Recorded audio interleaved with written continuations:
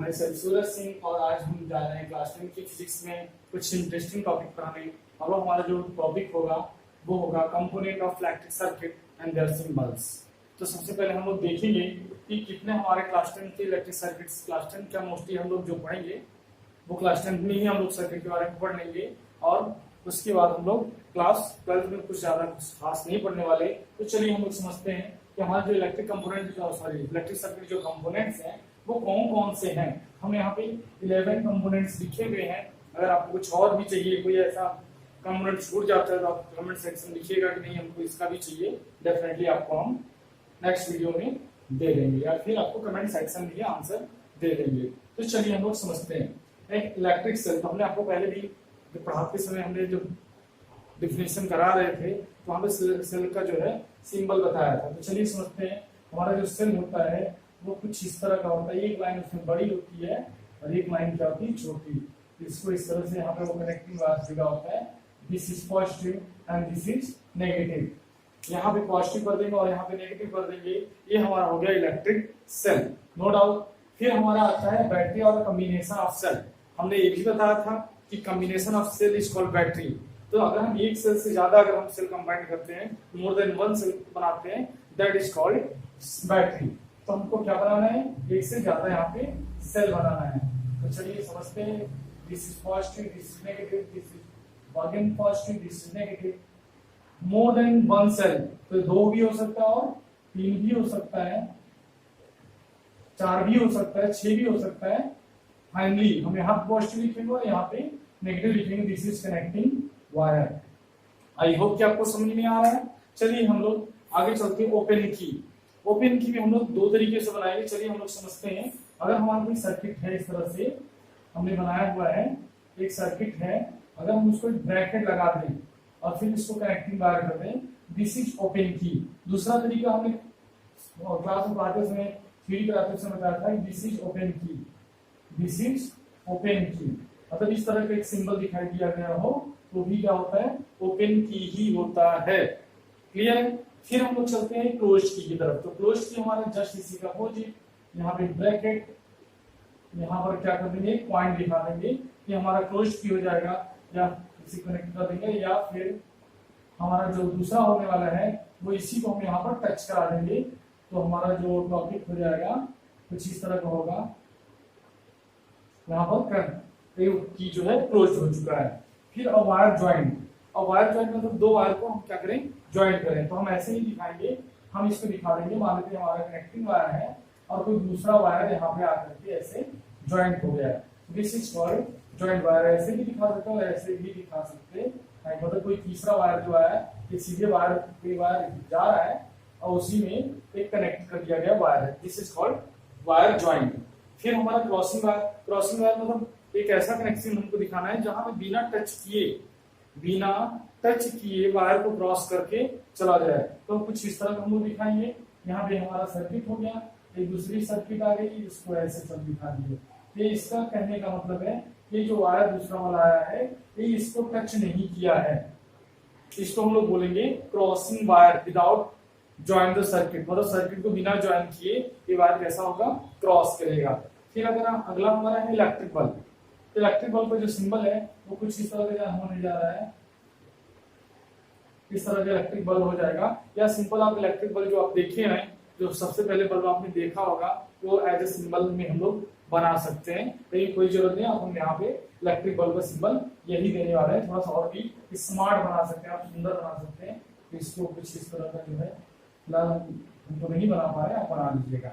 अब आगे चलते हैं वेरिएबल रेजिस्टेंस, रियोस्टेट, जो कि सबसे अलग होने जा रहा है। ये अभी तक नहीं बताया था हम। वेरिएबल रेजिस्टेंस और रियोस्टेट का हम सिंबल भी आपको दिखा रहे हैं। तो चलिए वेरिएबल रेजिस्टेंस और रियोस्टेट का जो सिंबल बनाया गया है उससे जस्ट होता क्या है, कैसे होता है, कैसा दिखने में लगता है, ये प्रैक्टिकल लैब में मिलेगा। लेकिन हमको आपको भी हम यहाँ पर स्क्रीन पे ही दिखा दे रहे हैं। तो देखिए इसका जो सिंबल होने जा रहा है कुछ इस तरह का होगा, इस तरह से। या फिर ये हमारा दूसरा सिंबल होने जा रहा है, मतलब ये है तो रेजिस्टेंस, लेकिन इस वेरिएबल रेजिस्टेंस है। मतलब इसमें हम रेजिस्टेंस को बढ़ा और घटा सकते हैं, लेकिन उसी में उसकी वैल्यू हमको नहीं पता रहेगी कि कितना उसकी वैल्यू है। लेकिन इसके साथ साथ अगर हम लोग लैब में चलेंगे तो देखेंगे एक रेजिस्टेंस बॉक्स होता है, उसमें भी रेजिस्टेंस होता है, लेकिन हम लोग उसकी रेजिस्टेंस की वैल्यू को पता रहता है कि 10 ओम 20 ओम या 30 ओम जो भी हम लोग की निकालेंगे वो हम लोग देखेंगे। अगला हमारा होने जा रहा है वो होने जा रहा है अमीटर। तो अमीटर हमारा क्या है, अमीटर हम लोग कुछ नहीं करेंगे, हमने बताया था कि आपको एक डब्बा बनाना है, यहाँ पर प्लस और यहाँ पर माइनस दिखा देना। वोल्ट मीटर में भी सेम, आप यहाँ V लिख देंगे, positive negative, this is volt meter. Clear हुआ। हमने रेजिस्टेंस का कहीं भी नहीं दिखाया, तो ध्यान रखना कि वेरिएबल रेजिस्टेंस का ये जो क्रॉस हटा दे, एरो हटा दे, दैट इज कॉल्ड रेजिस्टेंस। अब अगर हम रेजिस्टेंस का डे टू डे लाइफ में जाने की रेजिस्टेंस देखने में कैसा लगता होगा, तो भी सिंबल में हम आपको दिखा दे रहे हैं और उसमें आपको दिखा रहेगा कि ये रेजिस्टेंस हमारा है। आप देखिए कोई भी सर्किट आपके घर में अगर कोई इलेक्ट्रॉनिक डिवाइस खराब हो जाती है तो वहां पर एक छोटा सा पार्ट उसका रहेगा, एकदम छोटा सा, दैट इज कॉल्ड रेजिस्टेंस। इसको आप सिंबल में देखिए। अब ये हमारा हो गया इलेक्ट्रिक सर्किट की कंपोनेंट जिसका हम लोग सिंबल बनाए हैं। क्लियर हुई।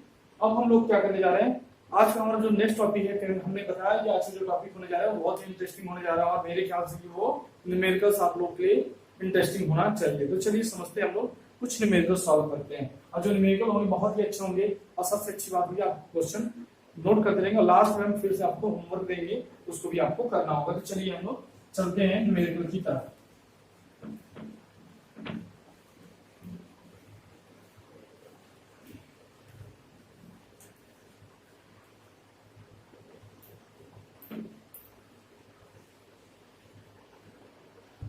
हमारा जो न्यूमेरिकल है वो हम लोग देखते हैं। एक क्वेश्चन हमारा छोटा सा क्वेश्चन हम देख चलते हैं, क्योंकि भाई अभी स्टार्टिंग है, बहुत ही छोटे क्वेश्चन चलेंगे। हमारा जो क्वेश्चन होने जा रहा है, और इलेक्ट्रिक करंट, आप देखिए स्क्रीन पर, ये electric current of 0.5 ampere is drawn by filament of electric bulb for 10 minutes. तो यहाँ पे करंट कितना ड्रॉ हो रहा है, 0.5 एम्पियर गिवन है। हम लोग जब भी न्यूमेरिकल सॉल्व करेंगे तो क्या लिखेंगे, गिवन। क्या गिवन है, करंट आई गिवन है, कितना गिवन है, कितना ड्रॉ किया जा रहा है बल्ब द्वारा, 0.5 एम्पियर। क्लियर। और कितने टाइम्स के लिए ड्रॉ किया जा रहा है, 10 मिनट के लिए। मतलब टाइम टी इक्वल कितना हो गया, 10 मिनट। हमने बताया था कि हमको एम्पियर से सॉल्व करना है या सीजीएस सॉल्व करना है, टाइम को सेकंड में ही लेना होगा। तो 10 into 60 that is 600 second. Clear है। अब हम लोग को निकालना क्या है, find the amount of electric charge. Electric charge Q is equal to question mark, या फिर कैपिटल Q भी हम यहाँ पे लिख सकते हैं, Q is equal to question mark, that flow through the circuit. मतलब सर्किट से करंट सॉरी चार्ज कितना ड्रॉ हो रहा है वो हमको निकालना है। तो हम लोग जानते हैं I is equal to Q upon T, otherwise we can write down Q is equal to I T। I की वैल्यू 0.5 इंटू T की वैल्यू कितनी हो जाएगी, 600। जब इसको मल्टीप्लाई करेंगे तो आ जाएगा 300 कूलम। चार्ज की यूनिट क्या होती है, कूलम। ये हमारा आ गया आंसर। चलिए हम लोग नेक्स्ट न्यूमेरिकल की तरफ देखते हैं। आई होप कि आप इसको नोट कर लेंगे और उसके बाद हम लोग दूसरा न्यूमेरिकल सॉल्व करेंगे। तो चलिए हमारा जो दूसरा न्यूमेरिकल होने जा रहा है वो भी बहुत इजी, ध्यान रखिएगा। न्यूमेरिकल सीरीज से हम लोग टफ की तरफ बढ़ेंगे और बहुत ज्यादा टफ हमारा क्लास 10 के लेवल में नहीं है। अब यहाँ पे क्या क्वेश्चन है, हमने देखिए टॉपिक पूरा पढ़ लिया है, हम कहीं से भी न्यूमेरिकल सॉल्व कर सकते हैं। हमारा जो दूसरा टॉपिक होने जा रहा है, चलिए हम लोग देखते हैं।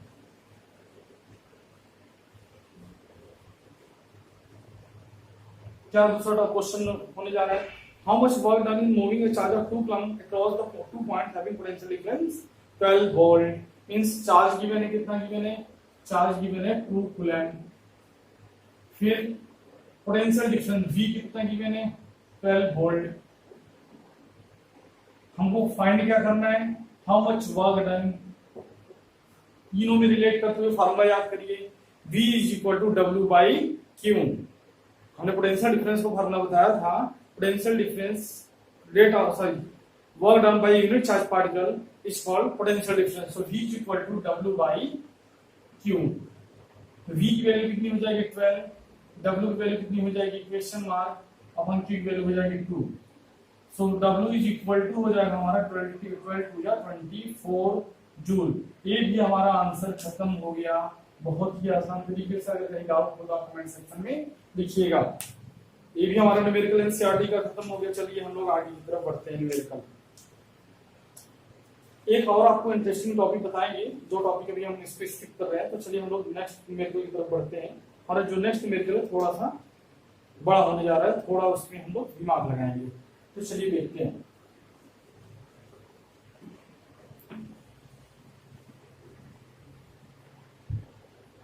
How much current will an electric bulb draw from 220 volt source. मतलब क्या गिवन है source, potential, electric potential given है V equal to 220 volt, 220 volt given है।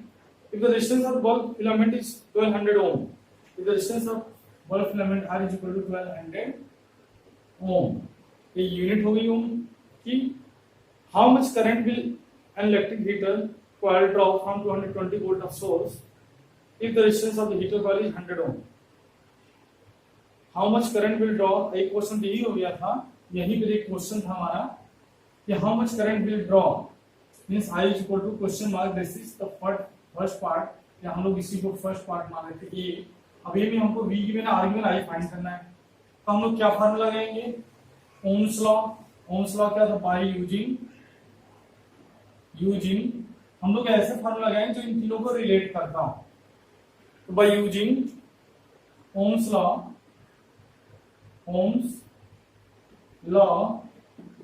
क्या है, V is equal to I R. तो V की वैल्यू कितनी हो गई 220, I की वैल्यू I इंटू R की value 1200 ohm. So I is equal to 220 upon 1200। इसको अपॉन में लाते हैं तो हमारा हो जाएगा 0 to 0 कैंसिल, 60, 11 बाई 60 एम्पियर। इसको अगर हम डिवाइड कर लेंगे तो हमारा पॉइंट में आ जाएगा। इसी में एक सेकेंड पार्ट है कि अगर हमारा पोटेंशियल का जो सोर्स हो वो 220 वोल्ट ही हो, मतलब V इक्वल टू क्या हो 220 वोल्ट ही हो, लेकिन हम वहां पे हीटर के प्लेस पे, सॉरी इलेक्ट्रिक बल्ब के प्लेस पे हम लोग कोई इलेक्ट्रिक हीटर लगाते हैं जिसका हीटर का कॉइल का रेजिस्टेंस जो है R वो हमारा है 100 ओम। V आ रहा है तो वो करंट कितना ड्रॉ करेगा, मतलब सेम सर्किट में हमने बल्ब नहीं लगा करके क्या लगा दिया, हीटर लगा दिया। हीटर का रेजिस्टेंस कितना ही है 100 ओम है। ये हमारा हो गया क्वेश्चन फर्स्ट, उसी क्वेश्चन का सेकंड पार्ट कि V अगर हमारा 220 वोल्ट हो बट हमने एक हीटर लगाया जिसका रेजिस्टेंस 100 ओम है तो वो कितना करंट ड्रॉ करेगा। फिर I इक्वल टू क्या लिखेंगे हम लोग, V अपॉन R। V की वैल्यू 220 अपॉन R की वैल्यू 100, हमारा हो जाएगा 2.2 एम्पियर। तो जो हमारा हीटर होगा 2.2 एम्पियर का करंट ड्रॉ करेगा। आई होप कि आप लोगों को क्वेश्चन बहुत मजे से, बहुत अच्छे से समझ में आ रहा होगा। अब हम लोग आगे न्यूमेरिकल नेक्स्ट की तरफ बढ़ते हैं। चलिए हमारे जो नेक्स्ट न्यूमेरिकल होने जा रहे हैं वो हम लोग देखते हैं। आप क्वेश्चन को स्क्रीन पर दिए गए क्वेश्चन से नोट करेंगे, उसके बाद हम इनको आप लोग इसको सॉल्व करेंगे। तो चलिए हमारा जो नेक्स्ट न्यूमेरिकल वो आप पढ़िए। The potential difference between the terminals of electric heater is 60 वाट। हम कुछ नहीं दिमाग लगाएंगे, हमको जो गिवन है उसको हम लोग नोट करेंगे। तो हमारा न्यूमेरिकल 4 जो है इसको हम लोग बोलेंगे न्यूमेरिकल क्वेश्चन 4। तो क्वेश्चन 4 में क्या हो रहा है कि the potential difference between the terminals of electric heater is 60 watt. V is equal to 60 watt, 60 volt, sorry, 60 volt.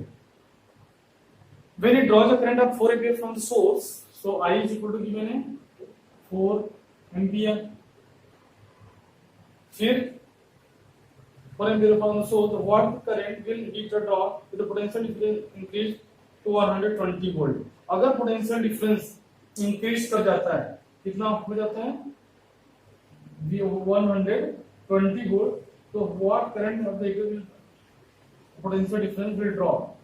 तो हमें पहले क्या निकालना है, कह रहा है कि अगर हम V को V dash is equal to 120 volt कर दें। ये क्वेश्चन थोड़ा सा समझने लायक है, चलिए समझते हैं। क्वेश्चन हम फिर से आपको समझाते हैं। क्वेश्चन में गिवन है कि अगर हमारा पोटेंशियल डिफरेंस 160 वोल्ट हो, पोटेंशियल गिवन हो किसी अप्लायंस को, तो वो कितना करंट ड्रॉ करता है 4 एम्पियर का करंट ड्रॉ करता है। अगर उसी अप्लायंस को अगर हम पोटेंशियल कितना देंगे 120 वोल्ट का, तो कितना करंट ड्रॉ करेगा। मतलब अगर हमने पोटेंशियल को बढ़ा दिया तो करंट क्या करेगा, बढ़ जाएगा। तो चलिए हम लोग समझते हैं कि यहाँ पर हमने देखा बाय यूजिंग ओम्स लॉ हम लोग इसका रेजिस्टेंस निकाल रहे थे बाय यूजिंग ओम्स लॉ। हमें पता है कि अगर हम कहीं पे पोटेंशियल बढ़ाएंगे बाय यूजिंग ओम्स लॉ तो वहां पे करंट क्या हो जाएगा, ऑटोमेटिक बढ़ जाएगा। तो अगर हमने यहाँ पे 60 वोल्ट दिया, फिर हमने क्या कर दिया 120 वोल्ट दिया, तो 60 वोल्ट पे अगर 4 एम्पीयर लेगा तो 120 वोल्ट भी कितना होगा वो हमें निकालना है। तो उसको निकालने के पहले हमको क्या निकालना पड़ेगा, रेजिस्टेंस। तो बाय यूजिंग ओम्स लॉ क्या हम करेंगे, यहाँ पे वी आई की वैल्यू तो क्या निकालना है मुझे, R is equal to V upon I. तो वी की वैल्यू कितनी है 60 अपॉन 4 दैट इज 15 ओम। ये तो हमारा हो गया रेजिस्टेंस ऑफ दैट अगेंस्ट जिसको हमने वहां पे सर्किट में लगाया हुआ है, जिसके रीजन से वहां पे करंट कितना ड्रॉ हो रहा है 4 एम्पीयर का ड्रॉ हो रहा है। फिर हम क्या करते हैं कि अगर उसी सर्किट में हमने कितना वोल्ट पोटेंशियल लगा दिया 120 वोल्ट का लगा दिया, अगर 120 वोल्ट का लगा दिया हमारा करंट कितना ड्रॉ होगा। भाई देखो रेजिस्टेंस तो नहीं चेंज होने वाला, वो जो भी प्लेन्स है अगर वही प्लेन्स लगा रहे हैं हम कितना भी पोटेंशियल बढ़ाते जाए रेजिस्टेंस में कोई चेंजेस नहीं होगा। तो रेजिस्टेंस हमारा क्या होगा कांस्टेंट, हमने V डैश को कितना कर दिया 120 volt. Again using Ohm's law, फिर ओम्स लॉ को यूज करेंगे और ओम्स लॉ में क्या करा है कि कांस्टेंट हमारा रेजिस्टेंस जो होता है वो कांस्टेंट होता है। तो V dash is equal to I dash, क्योंकि करंट बढ़ जाएगा लेकिन रेजिस्टेंस क्या होगा सेम होगा। तो V dash is equal to I dash R। तो हमको निकालना क्या है I डैश निकालना है, तो निकालना क्या है I डैश। तो I dash is equal to V dash upon R। तो V डैश की वैल्यू कितनी गिवन है 120 अपॉन R की वैल्यू कितनी है 15। इसको हम लोग कैंसिल करेंगे तो हो जाएगा 8 एम्पियर। मतलब हमारा करंट कितना हो जाएगा जस्ट डबल। देखिए पहले अगर 60 वोल्ट था 4 एम्पियर, 120 वोल्ट था तो कितना आ गया 8 ampere by using Ohm's law. मतलब अगर हमने देखा कि अगर पोटेंशियल बढ़ा रहे हैं तो करंट क्या हो जा रहा है ऑटोमेटिक बढ़ जा रहा है। तो आप इसकी स्क्रीनशॉट ले लीजिए, इसके बाद इसको नोट कर लीजिएगा। ठीक है, ये क्वेश्चन अच्छा है, आप इसको करिएगा। मेरे व्यू से ये क्वेश्चन रियली में अब तक जितने भी क्वेश्चन हुए थे उससे थोड़ा ठीक है। चलिए हम लोग आगे बढ़ते हैं। सभी को एक कॉपी में इसको नोट्स बनाते हुए चलना है। चलिए हम लोग आगे बढ़ते हैं जिससे कि आप लोग अच्छा न्यूमेरिकल कर सकें, क्योंकि इनिशियल स्टेट्स अगर हम न्यूमेरिकल सॉल्व करते हैं तो आगे मुझे प्रॉब्लम नहीं होती है। चलिए हमारा जो न्यूमेरिकल नंबर नेक्स्ट होने जा रहा है वो है रेजिस्टेंस ऑफ मेटल वायर। यहाँ पे क्या गिवन है रेजिस्टेंस गिवन है। तो resistance of metal wire R is equal to कितना गिवन है, R is equal to given है resistance of metal wire of length 1 metre. तो लेंथ भी गिवन है, थोड़ा सा गलती कर रहे हैं, लेंथ कितना गिवन है 1 मीटर गिवन है और रेजिस्टेंस कितना गिवन है वो गिवन है 26 ओम और भी गिवन है कितने टेम्परेचर पे, temperature T is equal to हो जाएगा 20 डिग्री सेंटीग्रेड। ठीक है, एक ध्यान रखिए 20 डिग्री सेंटीग्रेड हम क्लास 9 में भी बात किए थे और आप पढ़े भी होंगे कि 20 डिग्री सेंटीग्रेड जो होता है रूम टेम्परेचर माना जाता है। This is room temperature. ये हमारा क्या होता है रूम टेम्परेचर, लगभग 20 से 25 डिग्री सेंटीग्रेड तक क्या माना जाता है रूम टेम्परेचर। यहाँ पे जो रेजिस्टेंस होते हैं वो हम उसको ना तो बढ़ना है ना तो घटना मानते हैं। नॉर्मली क्या होता है एक नॉर्मल स्टेट में होता है। तो T is equal to 20 degree centigrade. if the diameter of the wire is 0.3 meter, diameter given है तो चलिए इसको D लिखते 0.3 mm। अभी हम इसको चेंज करेंगे, एक लाइन यहाँ पे स्पेस छोड़ रखते हैं, मीटर में चेंज करेंगे और रेडियस भी निकालेंगे। What will be the resistivity of the metal at that temperature? हमें निकालना है rho is equal to question mark. ठीक है, हमें निकालना है rho is equal to question mark temperature using table 12.2 हुआ है। हम यहाँ पे रेजिस्टिविटी हमको निकालना है, फिर उसके बाद हमें कुछ और बताना है। चलिए समझते हैं।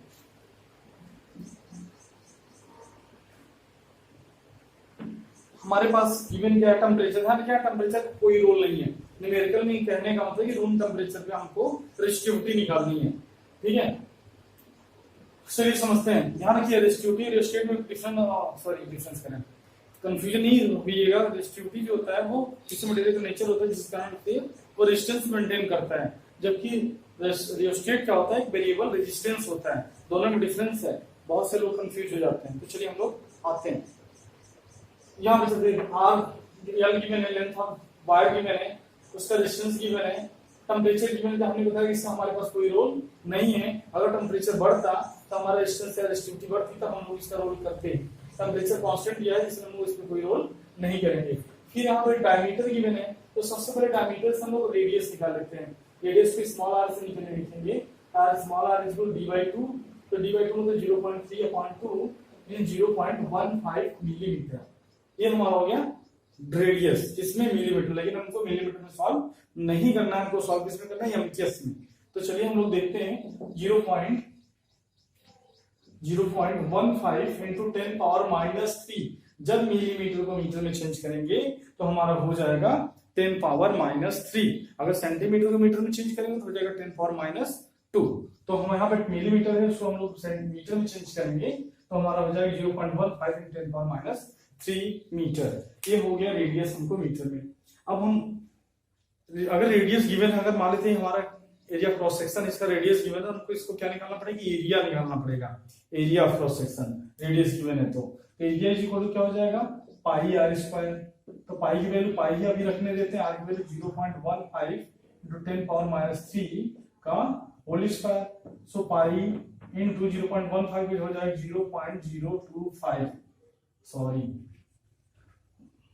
0.0225 into 10⁻⁶। 15 का मल्टीप्लाई करेंगे आएगा 225 225, और इसको 4 पॉइंट पे डिजिट डेसिमल लगाना तो हमने लगा दिया। ये हो गया इतना एरिया। अब हमको निकालना क्या है, पाई की वैल्यू अगर गिवन होती तो पाई की वैल्यू हम लोग देखते हैं कि अगर पाई की वैल्यू गिवन हो हम लोग पाई की वैल्यू रख देते हैं। तो यहाँ हमको पाई की वैल्यू दिख नहीं रहा है तो मेरे ख्याल से इसको हम लोग यहीं पे स्किप करते हैं। क्लियर, तो हो जाएगा। चलिए पाई की वैल्यू दिया नहीं लेकिन आपको सॉल्व करना है, इसमें कहने मतलब पाई के फॉर्म में हम लोग सॉल्व करते हैं। तो रेजिस्टिविटी का फॉर्मूला हम लोग बताए थे, rho is equal to RA upon L। आप पढ़े रेजिस्टिविटी का फॉर्मूला, आज तो rho into L upon A, फिर R is equal to rho is equal to RA upon L। तो R की वैल्यू गिवन है सर, गिवन है, कितना गिवन है 26 ओम इनटू एरिया, एरिया की value pi into 0.0225 into 10⁻⁶ upon L। Length की value कितनी गिवन है 1। अब हम इसको सॉल्व करेंगे तो अब हम आपको डायरेक्टली लिख दे रहे हैं, आप लोग मल्टीप्लाई करिएगा 26 into 3.14 that is value of pi into 0.00225 into 10⁻⁶ that is ohm metre. इसकी यूनिट क्या होती है, ओम मीटर। आई होप कि आप इसको मल्टीप्लाई कर लेंगे और हमारा जो आंसर यहाँ पे गिवन है वो आंसर आएगा 1.84 into 10⁻⁸, 1.84 into 10⁻⁸ ओम मीटर। तो इतना आएगा, आप इसको मल्टीप्लाई करिएगा, पहले इसका इसमें कर लीजिएगा, जो आएगा उसका इसमें कर लीजिएगा, और उसके बाद फिर इसको इस फॉर्मेट में आएगा आपका 0.0184 ऐसे आएगा। मल्टीप्लाई करेंगे 0.0184 into 10⁻⁶ आएगा। फिर इसको हम लोग चेंज करेंगे, 2 डिजिट यहाँ ले आएंगे तो हमारा हो जाएगा 10⁻⁸। तो आप आराम से इसको सॉल्व कर लीजिएगा। चलिए हम लोग ये भी देखिए, क्वेश्चन अच्छा था। यहाँ पे क्या गिवन था कि डायमीटर गिवन था, मिलीमीटर में था, उसको हमने रेडियस निकाला, फिर एरिया निकाला, उसके बाद हम लोग जाकर के क्वेश्चन को सॉल्व किए by using the formula rho is equal to RA upon L। I hope कि आप लोग इसको बहुत आसानी से समझ रहे होंगे। चलिए हम लोग और भी न्यूमेरिकल सॉल्व करते हैं। एक न्यूमेरिकल और रहेगा, उसके बाद आपके लिए होमवर्क देंगे हम। सॉल्व करने के लिए आप कमेंट सेक्शन में उसका आंसर आपको लिखना ही होगा। चलिए समझते हैं।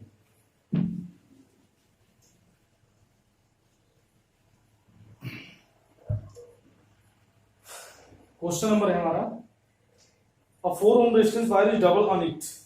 एक 4 ओम वायर का रेजिस्टेंस है, सॉरी 4 ओम रेजिस्टेंस का वायर है, उसको डबल कर दिया जा रहा है।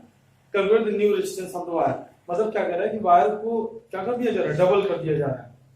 अब वायर को क्वेश्चन थोड़ा सा, 4 ohm resistance of wire double on it, calculate the new resistance of the wire.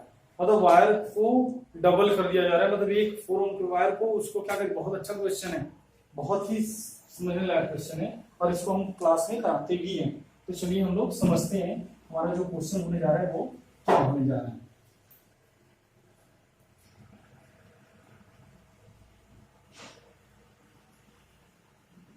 तो चलिए हमारा जो क्वेश्चन होने जा रहा है question number 5 that is next question. तो चलिए हमारा जो नेक्स्ट क्वेश्चन है, तो 4 वायर रेजिस्टेंस वायर, एक 4 ओम का रेजिस्टेंस वायर है, इसको हम लोग डबल कर देते हैं। हमारा इतना लंबा वायर है, ठीक है, this is A this is B, no doubt है तो है, ठीक है। अब इसको क्या करते हैं, हम इसको डबल कर देते हैं इसी को। अब इसका एरिया क्रॉस सेक्शन जो भी होगा, मान लेते हैं एरिया क्रॉस सेक्शन कितना है, ए है, और लेंथ कितना है, एल है। अब इसको अगर हम फोल्ड कर दें और इसको यहीं से क्या कर दें, डबल कर दें, ऐसे ला दें, क्या हो जाएगा, हाफ हो जाएगा लेंथ। लेंथ कितना हो जाएगा, l/2। obvious सी बात है, लेंथ कितना हो जाएगा, उसी को डबल कर दिए तो लेंथ l/2 हो जाएगा। और एरिया क्रॉस सेक्शन क्या हो जाएगा, एरिया क्रॉस सेक्शन हो जाएगा 2a, मतलब एक ए और एक इसका ए, तो टोटल एरिया हो जाएगा हमारा 2a। नो डाउट होगा, बोलिए। चलिए हम लोग आगे समझते हैं। अब अगर एरिया क्रॉस सेक्शन डबल हो जाए तो हमको निकालना क्या है कि पहले तो उसका रेजिस्टेंस R = 4 ओम था, अब रेजिस्टेंस R' कितना हो गया। तो हम लोग जानते हैं ये रेजिस्टेंस जो होता है लेंथ और एरिया क्रॉस सेक्शन पे डिपेंड करता है, बताए थे। R = rho into L upon ए, फिर R' इक्वल क्या हो जाएगा, rho into L dash upon A dash. होगा कि नहीं होगा। अगर R की वैल्यू लेंथ और एरिया पे डिपेंड कर रहा है, तो अगर एल लेंथ चेंज हो गया और एरिया चेंज हो गया कि हमारा एल डैश हो जाएगा अपने वाला, और एरिया हमारा जो है ए डैश इक्वल क्या गिवन है, 2a हो जाएगा। हमें निकालना क्या है, R'। क्लियर है, यहाँ पे एरिया ए है और लेंथ कितना है, एल है। तो हम लोग अगर दोनों को डिवाइड कर दें तो R' अपॉन R इक्वल क्या हो जाएगा, rho L dash upon A dash upon rho L upon A, ठीक है। इसको रो से रो कैंसिल, क्योंकि दोनों की सेम वायर है तो रेजिस्टिविटी क्या होगी, सेम होगी। तो हमारा हो जाएगा, इसी को अगर हम चेंज करें तो L dash upon A dash into A upon L. L dash की वैल्यू कितनी गिवन है, नहीं, l/2 अपॉन ए डैश की वैल्यू कितना गिवन है, 2a। और फिर थोड़ा सा यहाँ पर हम लोग एक चीज दिमाग नहीं लगा पाए, हमको रेजिस्टेंस R गिवन था, तो चलिए ठीक है, कोई दिक्कत नहीं है। अब हम लोग यहाँ क्या करेंगे, ए की वैल्यू कितनी है, ए की वैल्यू हमारा है ए ही, और एल की वैल्यू एल ही है। एल से एल कैंसिल, ए से ए कैंसिल, हमारा हो जाएगा 2 नीचे आ जाएगा तो 1/4 हो जाएगा। कितना हो जाएगा, चलिए हम लोग इसको यहाँ पे सॉल्व करते हैं। R' अपॉन R इक्वल हो जाएगा 1/4, तो R इधर जाएगा तो R' इक्वल कितना हो जाएगा, R' इक्वल कितना हो जाएगा, R' इक्वल हो जाएगा R/4। R की वैल्यू कितनी है, कैपिटल R की वैल्यू है 4 ओम अपॉन 4 दैट इज 1 ओम। तो नया जो वायर फोल्ड करने के बाद बनेगा उसका रेजिस्टेंस कितना हो जाएगा, 1 ओम। तो आज के लिए बस इतना ही, फिर हम लोग मिलते हैं नेक्स्ट वीडियो में, और भी न्यूमेरिकल सॉल्व करेंगे। अगर आपके पास भी कोई न्यूमेरिकल है तो कमेंट सेक्शन में न्यूमेरिकल लिखिएगा, और हम उसको यहाँ पे स्क्रीन पे, यहाँ पे बोर्ड पे जो है सॉल्व करेंगे। डेफिनेटली सॉल्व करेंगे, पूरे चैप्टर से कहीं भी आप क्वेश्चन पूछेंगे हम उसको सॉल्व करेंगे।